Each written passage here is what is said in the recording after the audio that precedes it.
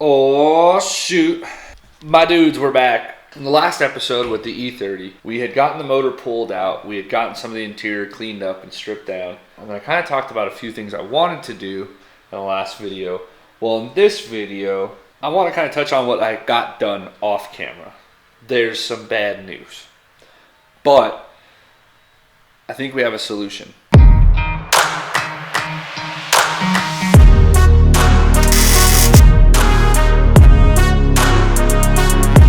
Way more excited. Cheers. In the time of filming the last episode to right now, I went to the junkyard. I went to go grab a hood for the car because the only hood I have is the red hood. And I found a black E30 at the junkyard with a super clean hood on it. When I got there, the guys unbolted it from these hinges, did not take the shock off, and decided to fold the whole hood over in half, thus creating that hood to be no good. So, great job, guys at the dismantle yard. I understand because I like to break things too, and sometimes I don't want to take it off. That particular situation, though, was a very small clip that can be undone with your thumb. So, I wish they would have taken the hood off, the big panel off, nice and clean. But, moving on from junkyard rant, I got the ABS unit out of the car, so that's no longer in here, and it's kind of cleaned up this area. There's now I can see kind of a little bit more of like the wires and stuff that's in here, so I want to cut out a bunch of like these brackets. The other thing was I cut the hard lines, and I need to tee them together in order to put them into the tilt and pedal assembly. So I figured out that bottom one there with the big junction on it is the rear, so both of the rears are tied in on the one line, which is awesome because doing like a handbrake setup, integrating the handbrake into a rear brake setup is going to be very easy because that line is just a single line going to the back. Those other two lines right here, this guy and this guy, are the two front brakes. So I need to tee the two fronts together and put one line to the tilt and pedal assembly, and then I need to take the one rear line. And what's going to end up happening is I'm going to go from the tilt and pedal assembly to the handbrake, and then from the handbrake back into this rear line. I'm just going to do an inline system, so I need to get a hold of a handbrake and a couple of other things before I can do all of that. But I wanted to get into mounting the pedal assembly, so there's going to be a bunch of cleaning in here that I'll do, and I'll end up shaving off all these brackets, and I'll do all of it off camera because it's just boring for you guys to watch it. I'm sure you don't want to watch me sit here with a grinder and shave all this stuff down, but there's a few brackets on that side I got to get rid of, some wiring I'm going to cut out. And then at that point, I think a power steering line I'm going to take off, which I'll show you kind of how we do the power steering stuff. And then I got to figure out all these fuel lines and which one's which. I believe the bottom one's an evap, and then maybe one of these is a feed and one's a return. So I got to figure out that stuff as well. Now that the engine bay is kind of becoming almost prepared, it's still not really there. I also moved into the interior of the car. Here's where it gets bad. The previous owner that had this car, maybe not the guy right before me, but maybe the guy before him, someone let the heater core in this car leak into the carpet. California's not known for rusty cars, but if you allow the moisture from the heater core, the coolant, whatever, come into the carpet and that moisture just sit there and rest, it will get into the metal and create rust. With that being said, I went to the junkyard and I cut some floors out of a car because I needed the sheet metal. Then my friend Tony Baloney came up with a great idea. So I'm just going to show you the damage and I'll tell you a little bit about the plans. So here we have rust hole number 1. This hole here is not super large, as you can see, not too much bigger than my thumb, maybe the size of like a 50-cent coin if you've ever seen one of those. We got another one here. The problem is that the rust gets into these layers over here, and as you can see, it's a pretty good amount of rust, so I have to cut all this out and clean it up. This side isn't too bad, right? I know there's going to be some of like East Coast homies watching this and be like, that's not even that bad. Nah. This one's not that bad. The driver's side, good Lord. Look at that whole floor. All this section is rusty, and then it's got where the gas pedal mounted rips straight through. So the plan is to cut out all of this rust right here on the floor, cut out all the paneling on the right side, up there, and all that. And then we're going to lay in a big piece of thick steel down here, and then whatever holes are going to be in the floor are going to be covered by that thick piece of steel, and then we'll stitch the holes up and seal them. And then the pedal assembly is going to be mounted right on top of it. So we'll actually drill and tap the thick steel in order to mount the pedal assembly directly to the floor. With all that being said, I gotta cut out this rust and see how far it goes. So I'm gonna get started on doing all that. The beams motor is just big chillin'. Nothing special going on there. Oh, hold on, time out. This package came in. That package is the dash cover, which we'll go into that later, but they sell a dash cover on Amazon that covers the top and it looks like a brand new freaking dash. I don't know if you guys noticed that before this moment, but yeah, we'll get into that. It's just sitting there right now. But a very, very big shout out to my boys over at Andy's Tires. Andrew is doing a beam swap on an S13, and he bought 2 beams motors. One was a full front clip, so it came with a 6-speed transmission, which is there. And these fools hooked me up with it fat. So now we have the 6-speed that literally bolts to the beams motor and the clutch that's over there on the table. So I can put the clutch back on here, take the 6-speed, mount it to the beams, and then I got to go through the beams harness because there's a couple things I need to get rid of in order to make this all work in the car. But I'm going to go into depth on that stuff. And then in a couple days, the engine and trans mounts show up. So maybe in this video, we'll address the rust and the floors, and we'll get the pedal assembly kind of mounted in there, deal with some stuff in the engine bay. And then the next video, we actually start diving into putting this motor and transmission package into the E30. With all that being said, all these big plans have to get to work. So I'm going to cut out the stuff on the floor, see how bad the rust is. Fingers crossed it's not as bad as it looks like it actually is, because it looks pretty damn bad. We'll figure it out. So there's kind of a lot of rust in here. This whole panel, this is pretty deep corrosion. And then obviously you get to the spot where the hole is and another hole here. So I'm gonna have to cut a lot of this stuff out, especially in these more like corroded areas. We're gonna have to cut it until we can get some good clean sheet metal back there. Try to polish around the whole edge to figure out where the rust is, where it starts and stops, so I can get rid of this, because it will like spread if we don't clean it up. There's some other spots over here that I was able to get a lot of the rust out of, but mainly this patch here needs to come out, and then I'll probably end up taking it back this way. And then after that's all out, I think what I'm gonna end up doing is throwing a thicker piece of steel here on the floor and then drilling holes in that piece of steel and tapping it so we can mount the pedal assembly in here, and then just weld that steel to the floor instead of trying to do like a big sheet replacement job on this. I'll just cut out the bad stuff, put the big piece over it, tack weld it all on the bottom, seam seal it all up, or stitch weld it rather, stitch weld it, and then seam seal it, and then it'll give us our mounting for the pedal assembly, and it'll also double as a new floorboard in this area. The idea is to go underneath, figure out where the rust is underneath the car as well. Got to remove a bunch of the sealant on the bottom, and then wherever it stops, I'll pretty much drill a couple of holes to mark off the corners, and then we'll bring the grinder out and cut out these corroded areas and see what else we need to do. But this sucks. It's a bummer, because if this wasn't this bad, we'd literally be mounting a pedal assembly already and moving forward with the build. But got to address this. Many hours later. All right, so we got rid of a lot of the rust on the floor. Some of this stuff here is still all pitted, dude. Some of it's pitted, but we got to figure out exactly what else I want to cut out. And so for that, I'm going to wait for the proper boys. But I cut out most of the bad metal with the rust. It's not the prettiest cut, but it's a cut.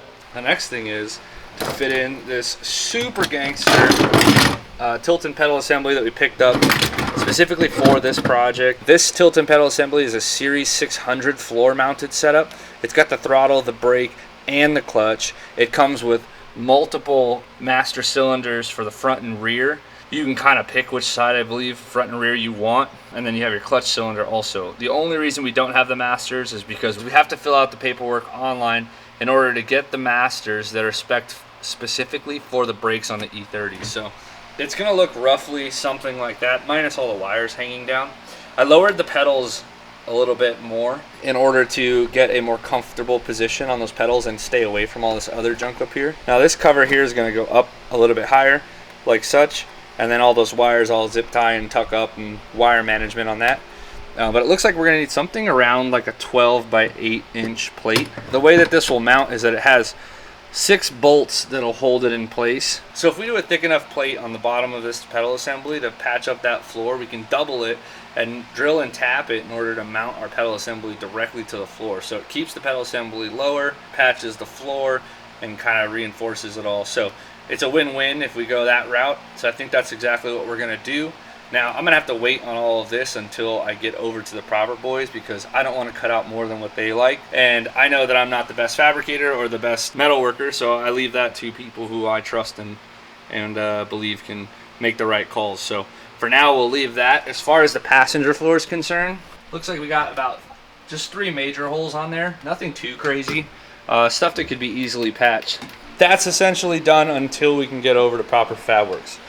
Now, the next thing I wanted to do in this particular video is I wanted to mate the engine and transmission together. And so I have the flywheel and pressure plate and clutch assembly all right here. Got a little rusty because it sat in the back of the truck, but I want to take it apart over on our lev rack bench, run through it, make sure it's all good, and then start mounting it to the back of our beams motor. So let's take this thing over to the lev rack bench. All right, so I'm pretty sure I told you guys about this in the last video when I showed you what motor we were doing. But this is an ATS clutch, Advanced Traction Service clutch. It's not something typically I would pick, but it actually came with the engine. So we went online, we looked it up, and we couldn't find this particular model clutch, but we could find some that were similar and for a Toyota.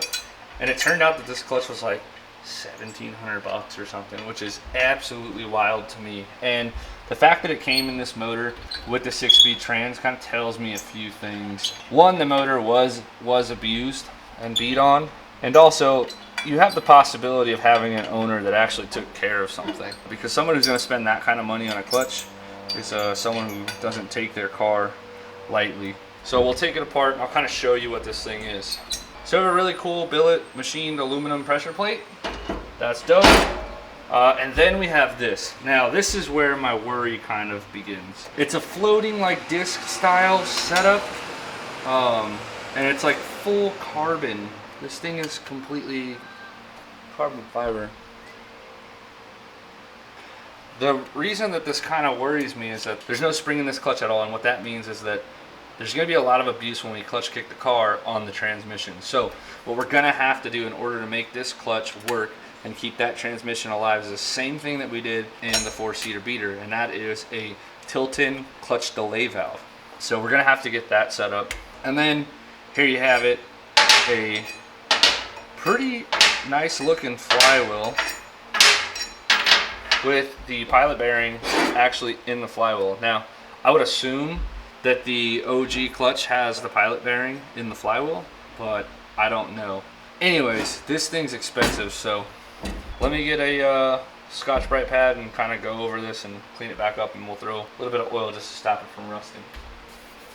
Well, it looks like there's definitely some heat marks on this bad boy. But again, the rest that was on here is just from the clutch sitting in the back of the truck for literally one night. I believe it was just one night. It was out here for one night. There it is. It's already pretty much back. There's a little bit more that we could get off in these cracks just to make it extra happy. And there you go. There is now, this is kind of concerning, not concerning, but I actually just noticed this. There's this yellow mark here, and there's also a yellow mark on the pressure plate. So I'm gonna go ahead and assume that those are like balancing marks. So I am going to put this back on here with that mark lined up. But first we need to get the flywheel back onto the beams. All right, so we cleaned up the bolts a little bit. You can see they got a nice little shine to them. Definitely took off protective coating, but whatever. Now, let's get this flywheel on.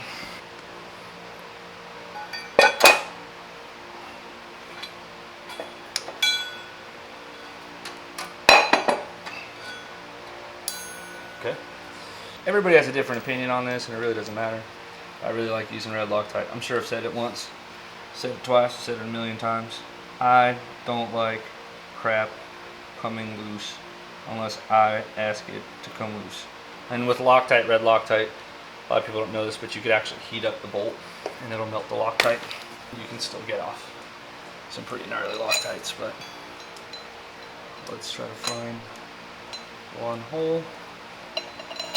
One, there we go. Now, just gotta throw them all in.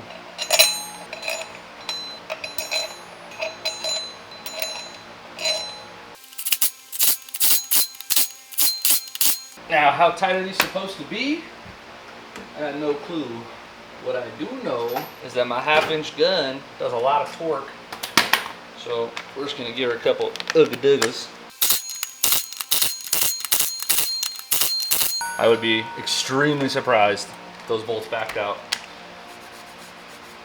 I'm actually really excited to try a carbon clutch like this on such a small motor. All right, let's get these balancing marks lined up.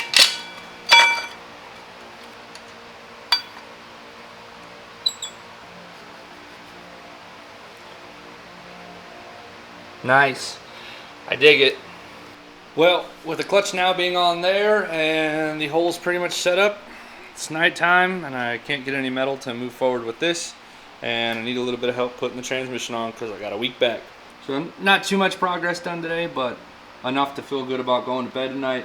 We'll see what tomorrow holds. I think I'm gonna go grab the steel plate tomorrow, and then we'll have to wait to mount the pedal assembly and put that plate in until we get over to proper fab works. Now with the transmission, I actually do have a bad back. I got 2 bulging discs, so I don't really want to lift that. I'm actually starting to feel better. And usually when I feel better, I push it way too hard, and then I feel worse again. So I don't want to quite lift the transmission myself, but the cool thing about the transmission is it's a 6-speed Toyota transmission that comes with the Beams motor. With the AK engine mount kit, you can actually utilize a stock shifter. All you have to do is flip a couple things around. So somewhere in the next few videos, I'll show you guys how to flip that. With the engine swap portion of this build, I want it to be as transparent as possible so that you guys can see exactly what it takes to mount the beams inside the E30. And with all the AK parts, it's going to be ridiculously easy, but I just want to make sure that you guys can see kind of what I'm doing. So I'll focus on some details that I think are important. The rest of it, I may assume that you guys can understand it, but I'll show you the things that I was like, oh, I had no clue that that was something we needed to do. So I've actually already learned a little bit because we did Javier's swap already, and I just went over there and got it fired up, and he has almost the exact same car, just in white, his also being an automatic. So there's some BMW wiring things you have to do underneath the dash, and it's really simple. It's like unplug, unplug, plug in, you're golden.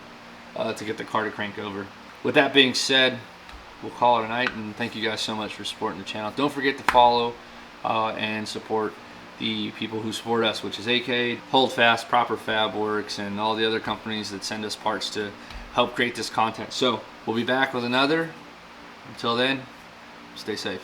I just want to come in here and say thank you guys so much for supporting the channel. If you like the content, leave a like. It helps us out big time with the algorithm. Also, Black Rifle has offered you guys 15% off of your first purchase, and our boys over at Radical Firearms also offered 15% off. So go ahead and use code Micah Diaz, all capital letters. Don't miss out on any of the content. Hit that subscribe button, boys.